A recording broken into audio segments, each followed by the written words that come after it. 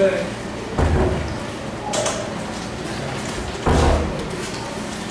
querido, acho que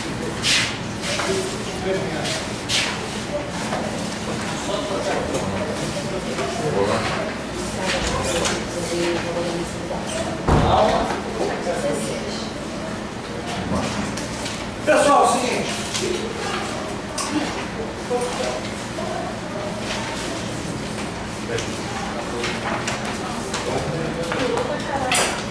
Bem.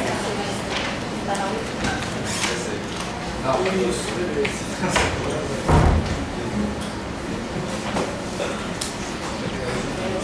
Vai. Até 10 horas dá. Olha só. Hoje é dia 29, né? O que você sabe que era tão bom? Mais justo.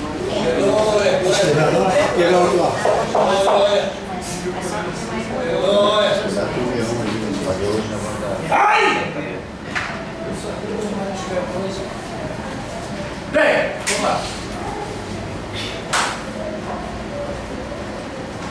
Nossa matéria é a história do cristianismo. Hoje é a nossa terceira aula. Na aula passada, obrigado. Na aula passada, nós falamos, hoje é dia 28, né? 29. Obrigado.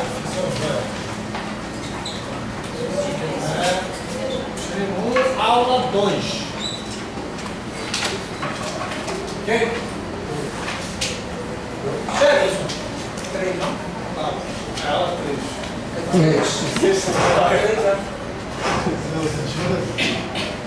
Aula. Até aula 2. Aula 3. Aula 3.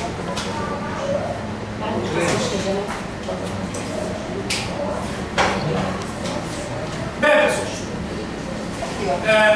nós falamos a semana passada sobre o período da história do cristianismo relativo à igreja de Éfeso. Vocês lembram?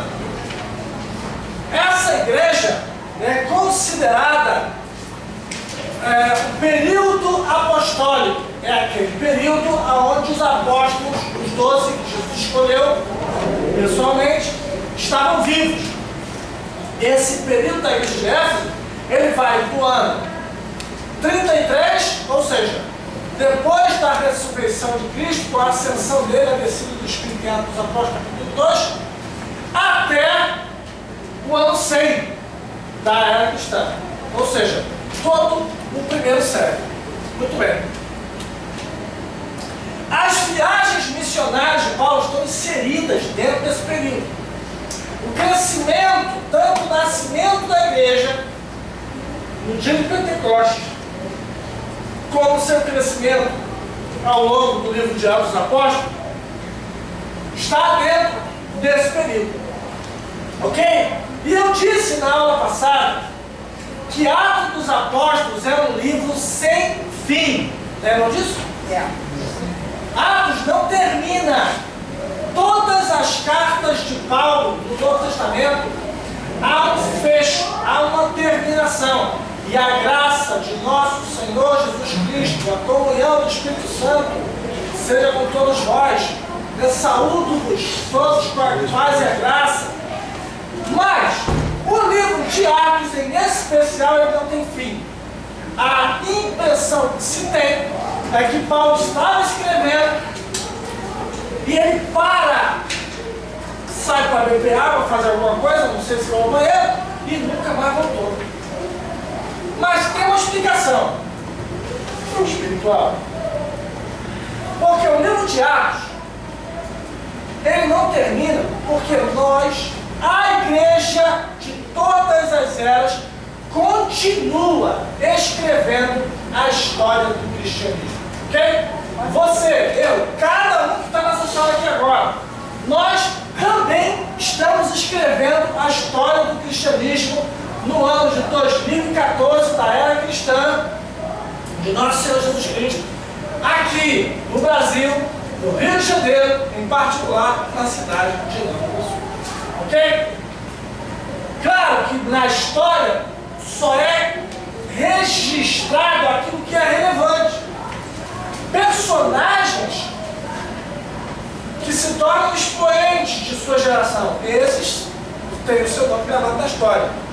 E assim foi com os mártires do Evangelho. Os homens e mulheres que gravaram seu nome na história do cristianismo, dada a relevância da sua atuação, aquilo que fizeram, e muito mais aquilo que sofreram por causa do Evangelho. Ok? Muito bem. Esse período da igreja é o período da carta de Éfeso, né? A primeira carta, carta às 7 igrejas da Ásia, a primeira carta, vai até o ano 100. Nesse período começa a perseguição. É nesse período que Roma será incendiada. É nesse período que os cristãos começam a ser perseguidos. De uma forma embrionária, mas já começa uma perseguição.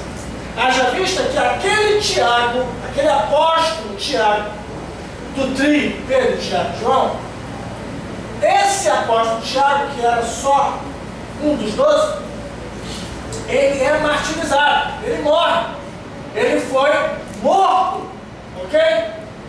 Ele foi preso em Jerusalém e ele é morto.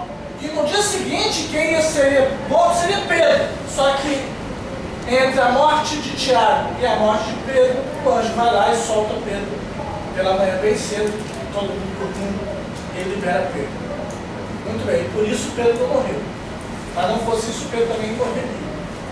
E aí, quem assume o lugar desse Tiago, e aí a gente entende, a gente vai ler nas cartas do Novo Testamento, que tem lá uma epístola de Tiago. Esse Tiago não é um dos 12, ele não é um daqueles 12 apóstolos.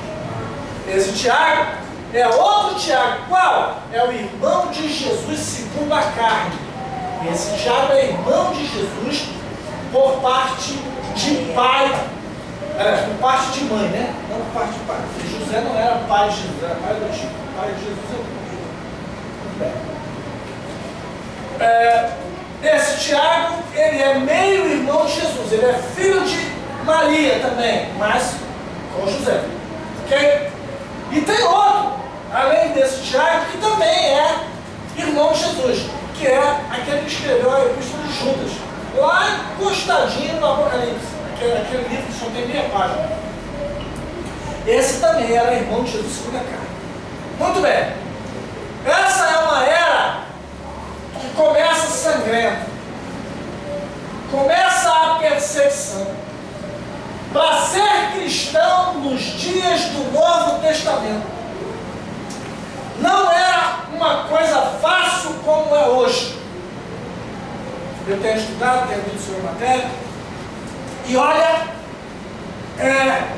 eu fico imaginando como nós vamos ver, encarar, encontrar aqueles primeiros cristãos. Porque se hoje ser cristão é tão fácil, ser cristão está na mídia, ser cristão hoje, aliás, nem usam mais o termo cristão, né? É um negócio. Então, hoje, a igreja hoje tem nome e sobrenome. No tempo desses homens, a igreja não tinha tudo sequer. E nem nome. Não se chamava de igreja, se chamava de cristãos. Era uma seita.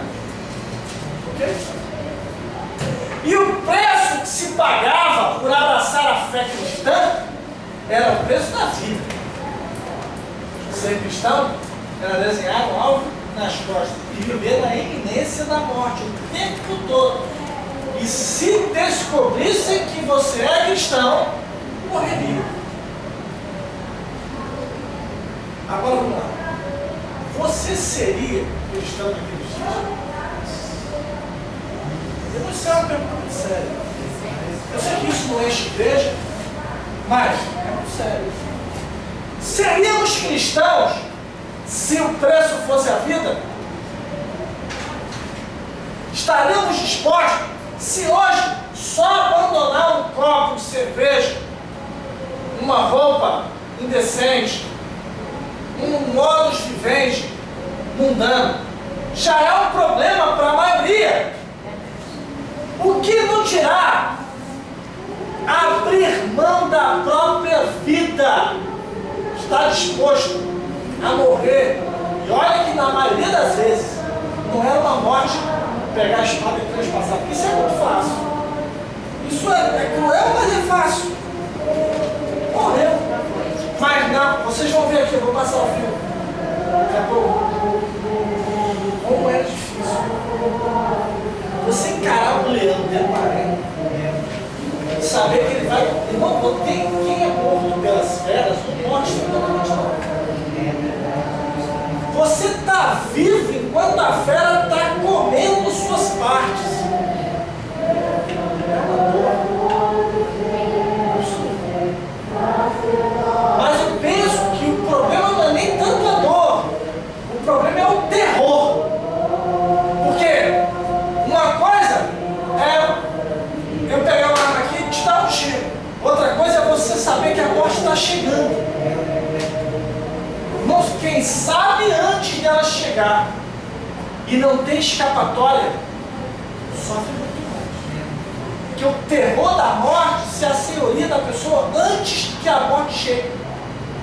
Ela morre mesmo. Então, nesse período, também vai falar da queda de Jerusalém. Está dentro desse contexto. Jesus, em Mateus, no capítulo 23, ele está no último ano do seu ministério terreno. Jesus já tem 33 anos. Ele está vindo da Galileia, de Cafarnaum.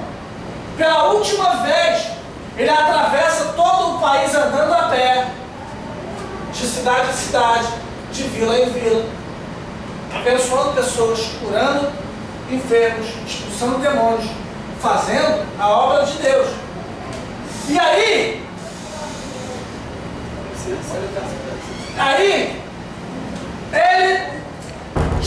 ele já fez os grandes milagres, ele já multiplicou os pães, ele já ressuscitou Lázaro, ele já ressuscitou o filho da viúva, a filha de Jairo e por último Lázaro.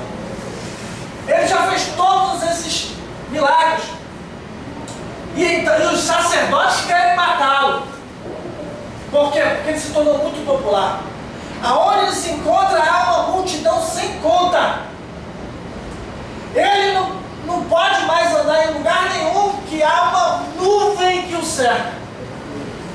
Isso é a morte para os escribas e fariseus, para os líderes do templo e para os romanos é uma preocupação. Então, os líderes decidem matá-lo.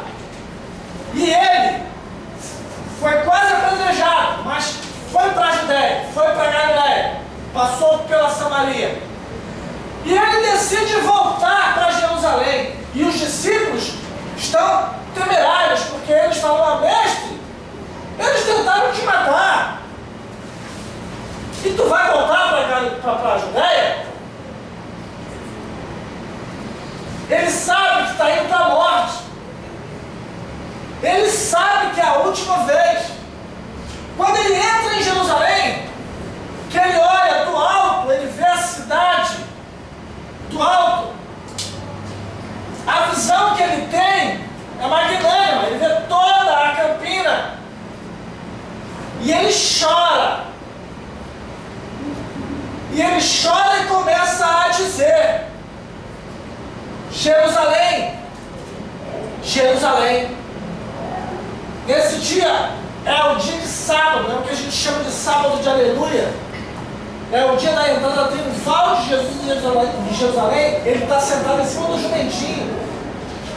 As pessoas colocam ramos de palmeira no chão para ele passar. Há uma multidão esperando por ele. Enquanto isso, os líderes do templo estão confabulando para matar. E ele entra. E quando ele vê a multidão, ele vê a cidade, ele sabe que é a última vez que ele faz isso. E ele diz, sentado no jumento: Jerusalém, Jerusalém, que mata os profetas e apedreja os que te são enviados.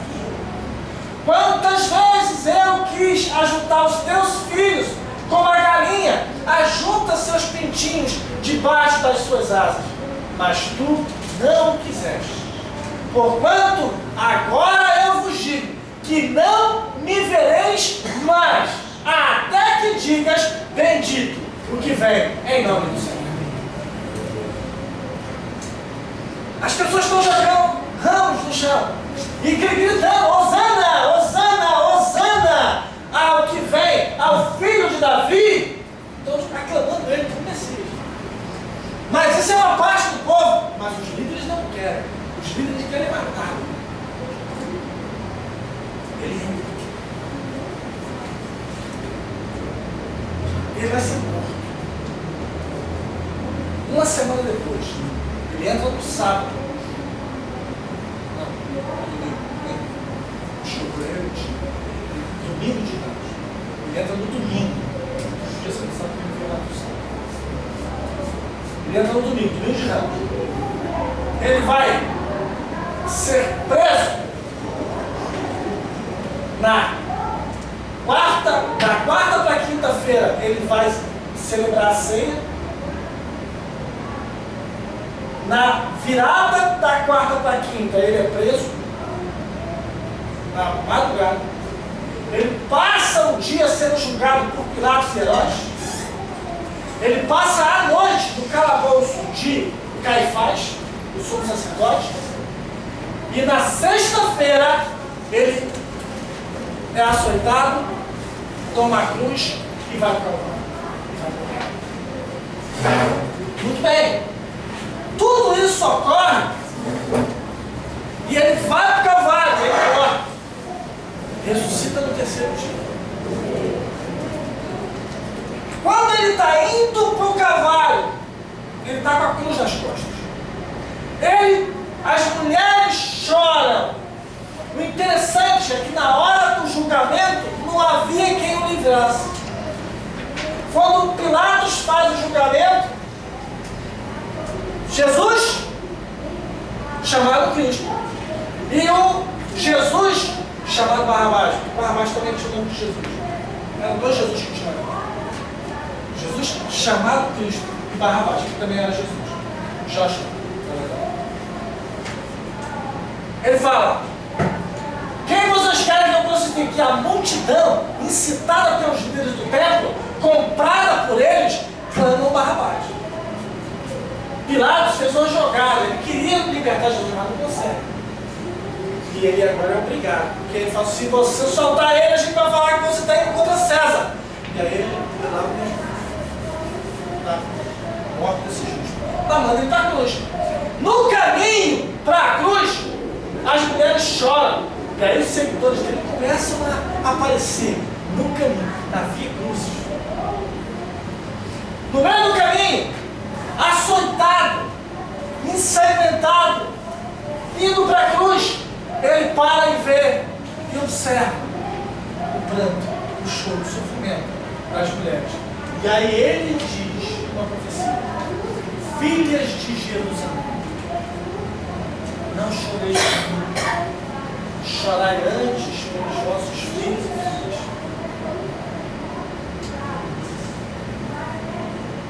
Se fazem isso ao madeiro verde, que não se fará o seu. E ele lança uma profecia: não passará essa geração. Não, ele fala assim: vossa casa ficará deserta e não passará essa geração sem que isso aconteça. Ele morreu no ano 33. Uma geração bíblica, e aí tem duas correntes teológicas. Tem uma corrente teológica que diz que uma geração são 70 anos, por causa da duração da vida. Porque nos Salmos fala que a nossa vida vai até 70 anos. Mas tem outra corrente teológica que diz que uma geração é 40 anos por causa da caminhada no deserto. Israel passou 40 anos no deserto até que uma nova geração se levantasse. Então eu fico aqui de 40, tá? Antes que completasse 40 anos, Só uma observação. A segunda geração começava a partir de que idade? é aí que está a discórdia. A primeira corrente que acha que é 70 anos entende que uma geração é o período de vida de uma geração. Já a segunda corrente acredita que é o período em que uma geração é gerada e chega à idade adulta. 30 anos. E aí, vamos lá. Com 20 anos, você já pode gerar alguém, e é o normal. O comum é a pessoa ter os seus filhos na casa dos 20 aos 30. É o comum. Quem tem depois de 30, normalmente começa a multiplicar depois dos 20. Né? Muito bem. E essas crianças, com 20 anos, terão 20 também. Já podem produzir. Entenderam isso? Quando saíram de Jerusalém, quando saíram do Egito, foi contado 603 mil homens que arrancavam da espada, de 20 anos para cima. No deserto, morreram todos. Quais? Os que tinham de 20 anos para cima. Quem saiu do Egito com menos de 20 anos não morreu no deserto, não. Por quê? Deus só leva em conta a idade da razão. E ali, naquele caso, quem era a idade da razão? Aqueles que tinham 20 anos para cima, que podiam decidir, podiam escolher. Entendeu? Por quê? Deus seria injusto se ele colocasse dentro desse posto as crianças que saíram do Egito. Não tinha nenhuma voz no meio do. Mas nem queriam ir. Ok? Mas vamos voltar. E aí ele diz que Jerusalém ficaria no deserto. Agora que Jesus morre, ressuscita, sobe aos céus e a igreja nasce no dia do Pentecostes. E aí, passam-se alguns anos. Quando chega no ano 70 depois de Cristo, já tem 37 anos da morte e ressurreição de Cristo. O imperador Tito, agora é imperador ainda, nesse tempo ele era o general do exército de Roma. General Tito, depois vai se tornar imperador. Ele entra dentro de Jerusalém com as legiões romanas de Galba e destrói a cidade, dizima tudo, queima tudo. Só que o soldado romano não tinha salário. Jesus, quando mostraram a ele o templo, disseram: mestre, olha que coisa linda, o templo de Jerusalém. Ele disse: não ficar aqui pedra sobre pedra, não se derribar. A palavra de Deus se cumpre 100%. Queimaram tudo. O soldado romano não tinha salário. Por isso que Roma queria. Já pararam para pensar que Roma nunca foi um país? Já pararam para pensar isso? Roma nunca foi um país. Roma é uma cidade. O país é a Itália. Roma é a capital da Itália. Mas ninguém fala assim, o Império Italiano. É o Império Romano. O soldado não era o soldado italiano, era o soldado romano. O imperador não era o imperador italiano, era o imperador romano. Quando foi para a Grécia, era Alexandre o Grande do Império Grego. Não era de Atenas. Não é? Quando foi para a Síria, era o imperador da Síria. Mas quando foi com Roma, era uma cidade. Como é que uma cidade dominou o mundo? Eles acharam a forma. Eles criaram a lei da produtividade. O soldado romano não tinha salário. Qual era o salário deles? Tudo que eles conquistassem, o despojo, a metade era do exército. Então vamos conquistar, pô. Vamos pilhar, vamos matar, porque tudo que a gente conquistar, metade é nosso. Descansar para quê? Vamos conquistar. Entendeu? E assim eles ganharam.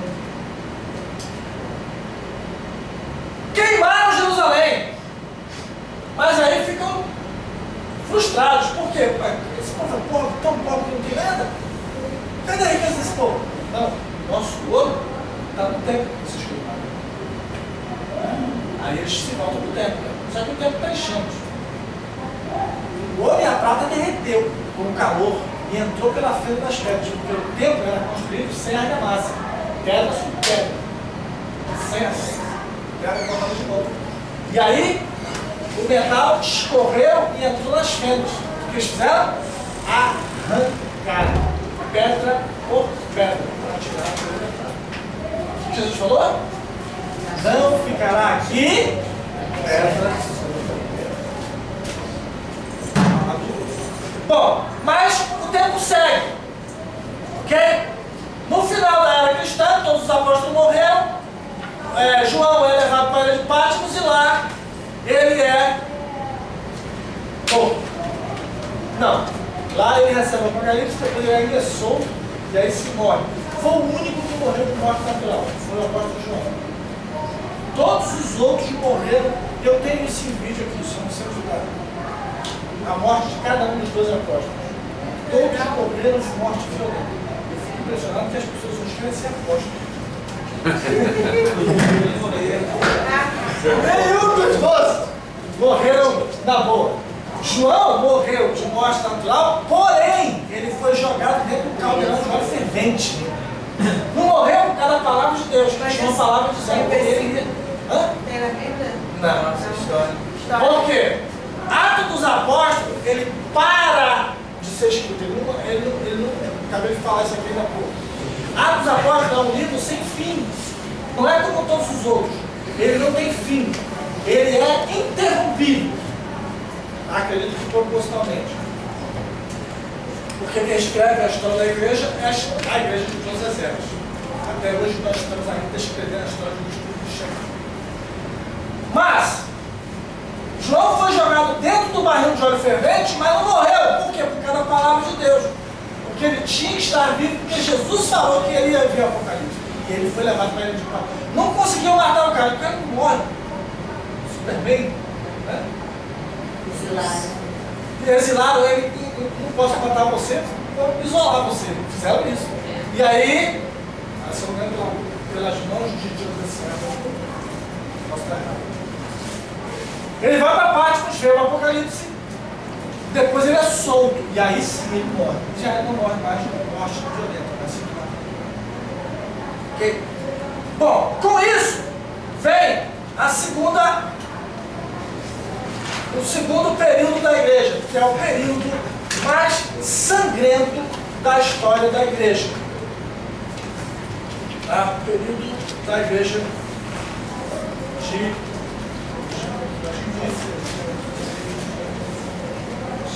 aqui, a igreja de Esmirna.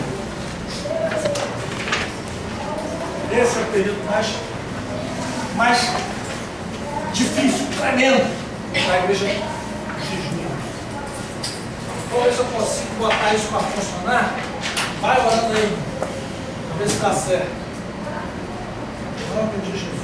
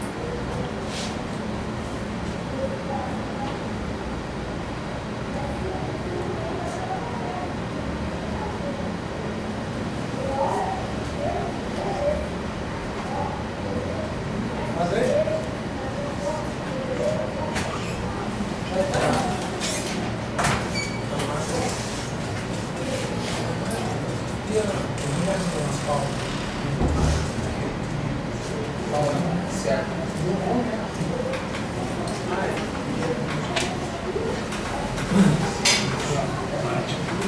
Isto e testemunha tanto das coisas que tens visto, como daquelas pelas quais te aparecerei ainda, livrando-te deste povo dos gentios, a quem agora te enviou, para lhes abrirem os olhos e das trevas os converteres à luz, e do poder de Satanás a Deus, a fim de que recebam a remissão de pecados e sorte entre os santificados pela fé em mim. Pelo que, ó rei Agripa, não fui desobediente à missão celestial. Antes, anunciei primeiramente aos que estão em Damasco e em Jerusalém e por toda a terra da Judéia e aos gentios, que se emendassem e se convertessem a Deus, fazendo obras dignas de arrependimento. Por causa disso, os judeus lançaram mão de mim no templo, de ser julgado em Roma. Paulo, na sua prisão em Roma, escreveu a Timóteo, a quem carinhosamente chamava de filho espiritual, uma de suas últimas cartas, dizendo que sua hora havia chegado.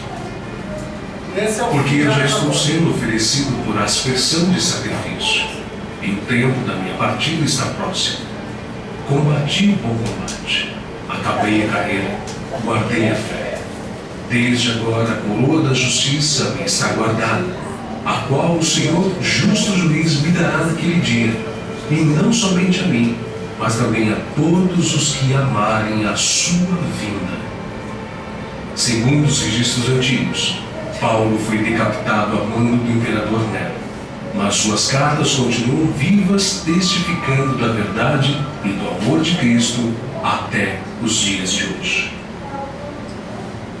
André, irmão de Pedro, pescador e discípulo de João Batista, pregou o evangelho a muitas nações da Ásia, mas, ao chegar a Acaia, foi preso e crucificado numa cruz em forma de X. Daí, então, a origem do termo de Cruz de Santo André. Bartolomeu tem sido identificado muitas vezes na Bíblia como Natanael. Era natural de Caná da Galileia. Recebeu de Jesus uma palavra edificante. Eis aqui um verdadeiro israelita em quem não há dolo. Exerceu seu ministério na Anatólia, Etiópia, Armênia, Índia e Mesopotâmia. Foi esfolado vivo e crucificado de cabeça para baixo na Armênia. Tomé, também chamado Dídimo, era nativo da Galileia. Só acreditou na ressurreição de Jesus depois que viu as marcas da crucificação. Segundo a tradição, sua obra de evangelização se estendeu à Pérsia e Índia. Consta que seu martírio se deu por ordem do rei de Milapura, na cidade indiana de Madras, no ano 53 da era cristã. Foi lançado em uma fornalha. Mateus, filho de Alfeu, também chamado de Levi. Mateus foi cobrador de impostos, um publicano nos domínios de Herodes Antipas, em Cafarnaum. Os publicanos eram odiados pelos judeus, os quais consideravam esta profissão desonesta, pelo fato de se sentirem obrigados a terem que pagar impostos aos romanos. Mateus ganhava vida nesta profissão, mas Cristo o encontrou, ordenando que o seguisse. Mateus então abandonou seu emprego público, deixando tudo para seguir ao Senhor. Escreveu seu evangelho na língua hebraica, que foi depois traduzido para o grego por Tiago, o menor. Mateus percorreu a Judéia, a Etiópia e a Pérsia, pregando e ensinando.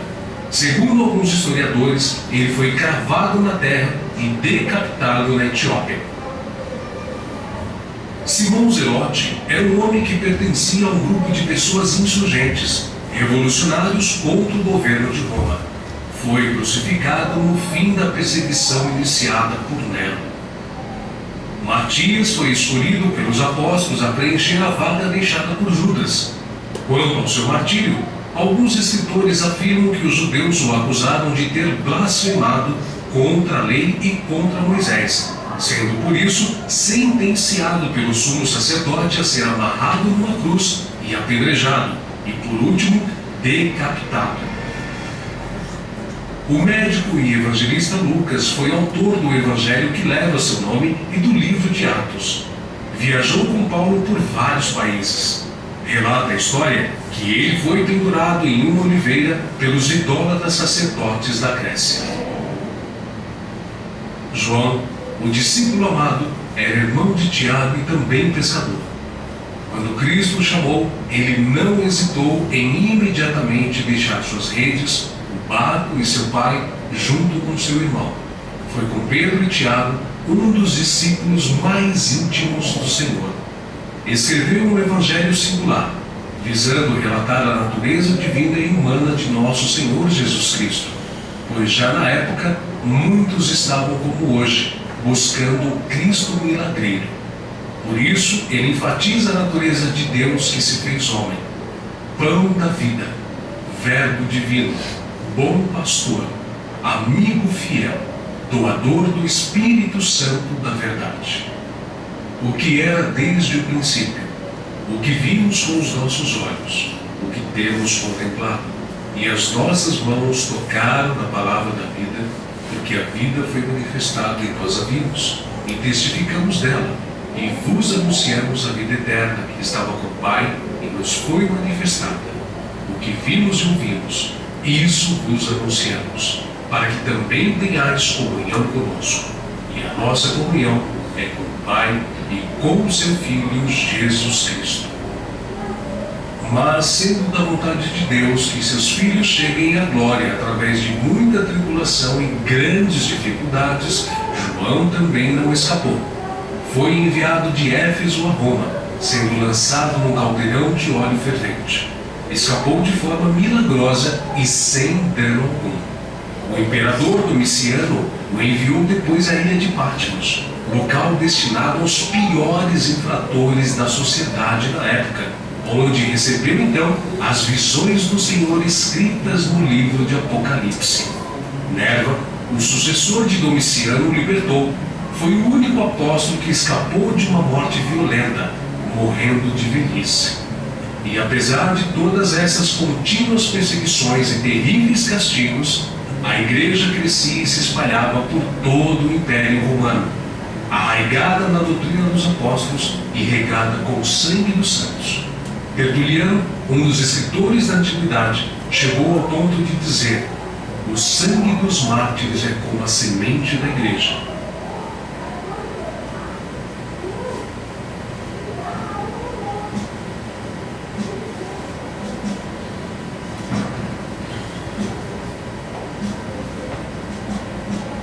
Alguém quer ser apóstolo aí? No primeiro século, o Império Romano havia atingido o auge do progresso e abrangia quase a totalidade do mundo conhecido e habitado, Europa, Ásia e África. Mas também se afundara no abismo da decadência moral. Os romanos eram pagãos e cultuavam diversos deuses, exigindo que todos os povos do Império prestassem cultos de adoração aos deuses, entre os quais incluía o próprio imperador. Os que resistiam eram considerados inimigos do Estado. A adoração aos ídolos estava entrelaçada com todos os aspectos da vida romana e era uma grande fonte de lucro com a venda de imagens de escultura. As imagens eram encontradas em todos os lares e em cerimônias cívicas para serem adoradas. Os cristãos não participavam dessas formas de adoração, porque sabiam que tais deuses e ídolos eram falsos e demoníacos. Cultuá-los seria o mesmo que negar a Cristo e a sua palavra.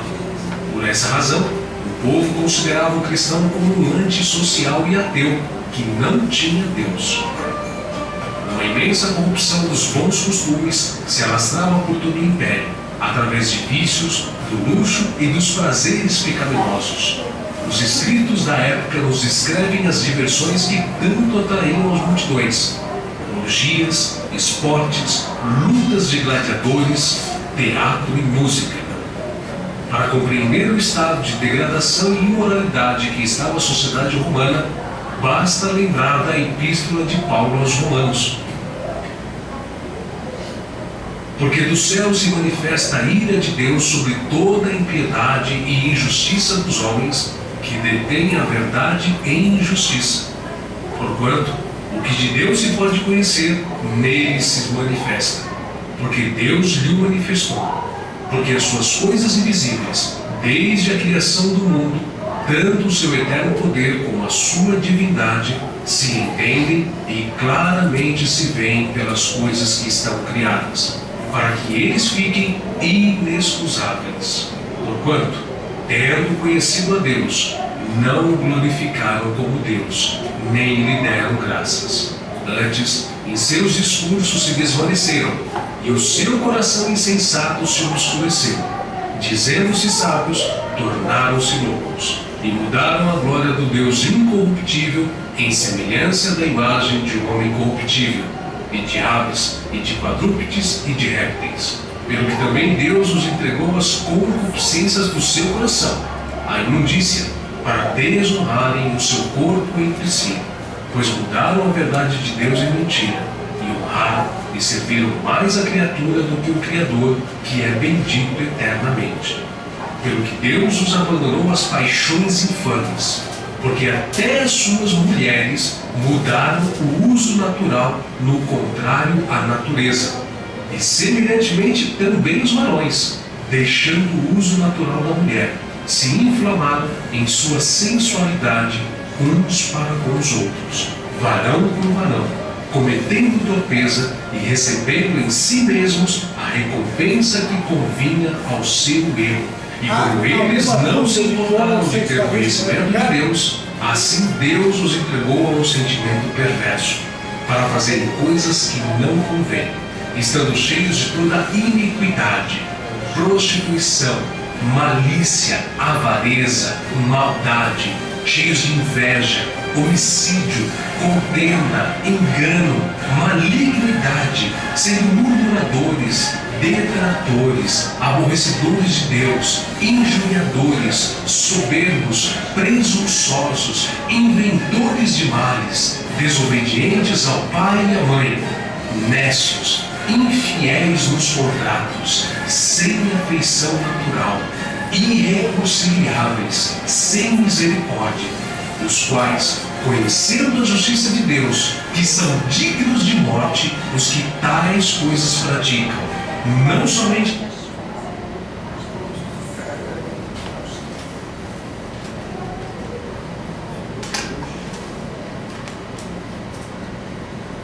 as fazem, mas também consentem aos que as fazem.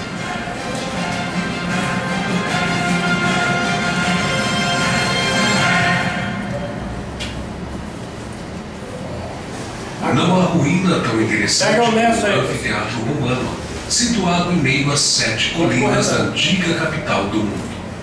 Essas ruínas nos levam a lembrar os horrores e perseguição aos verdadeiros seguidores de Cristo.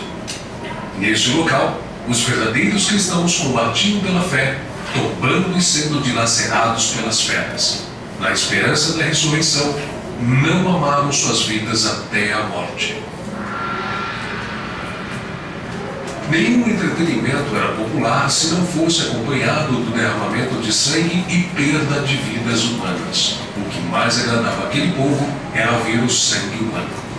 A Roma antiga era uma cidade violenta, com costumes violentos e distrações violentas. Eles viviam em um mundo de violência. Os pagãos converteram em passatempo o derramamento de sangue. Os espetáculos aconteciam na seguinte ordem. Primeiro entravam na arena os gladiadores, que armados lutavam até a morte. E após vários eventos dessa natureza, surgia então o esperado espetáculo do dia. Todos aguardavam para ver qual a nova forma que o imperador iria ordenar para que os cristãos fossem mortos, servindo de espetáculos às multidões que estavam sedentas de sangue, pão e circo. Lançados aos leões, martirizados em público, violentados, estraçalhados, partidos ao meio, crucificados, servindos de tocha humana. Enfim, sempre havia um modo novo de matar aqueles que criam no Deus crucificado. O próximo prefeito de Nova Iguaçu deve fazer isso aí.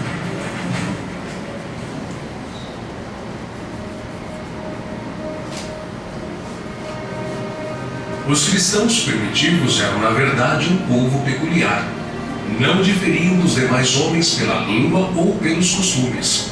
Não habitavam cidades próprias. Não se distinguiam por linguagens estranhas. Não levavam vida extraordinária. Qualquer terra estranha era pátria para eles. E qualquer pátria, uma terra estranha. Tinham a mesa em comum, mas não o leito. Vivendo na carne, não militavam segundo a carne. Na terra, viviam participando da cidadania do céu.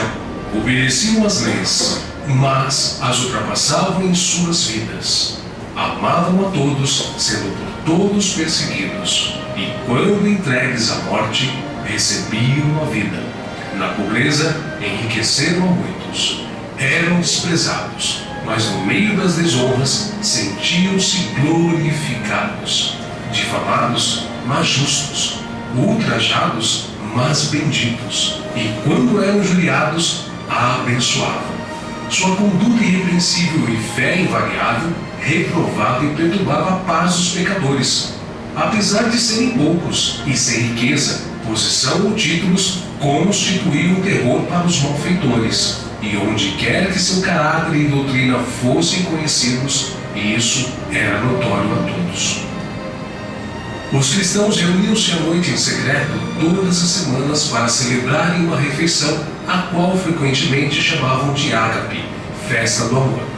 Essa refeição era celebrada em privativo e somente eram admitidos os que haviam sido batizados e provados em seus frutos. Não podiam correr o risco de levar às reuniões íntimas um neófito. Além disso, os cristãos se chamavam irmãos entre si, e não faltava casos em que homens e mulheres casados chamavam seus maridos e esposas de irmãos e irmãs. Baseados nestes fatos, foram se tecendo rumores cada vez mais exagerados, e muitos chegaram a crer que os cristãos se reuniam para celebrarem uma orgia, em que se davam então uniões incestuosas. Também baseado na comunhão, surgiu outro rumor, já que os cristãos falavam tanto em comer a carne de Cristo e beberem o seu sangue. Alguns dos pagãos chegaram ao ponto de crer que os cristãos praticavam canibalismo em suas reuniões secretas.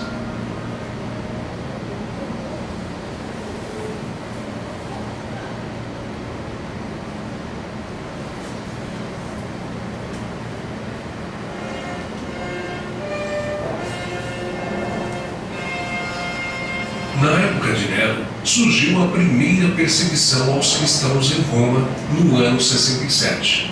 Este imperador reinou pelo espaço de 5 anos de uma maneira tolerável, mas logo depois se deixou levar pelos seus próprios desejos de poder e grandeza e deu liberdade ao maior desenfreio e às mais terríveis barbaridades.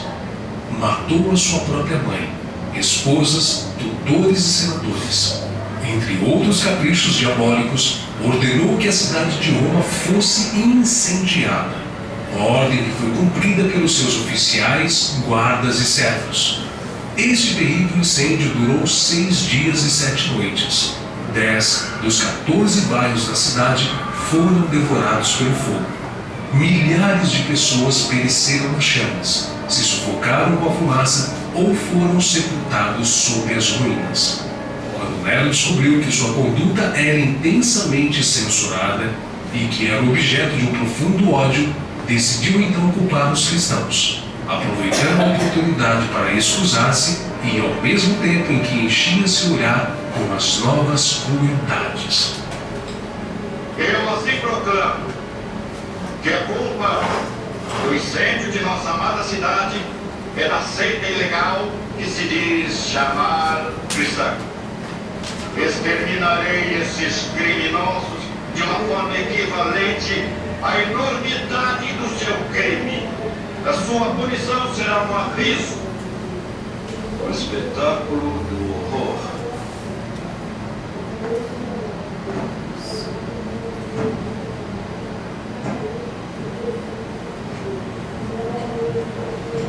Olha aí.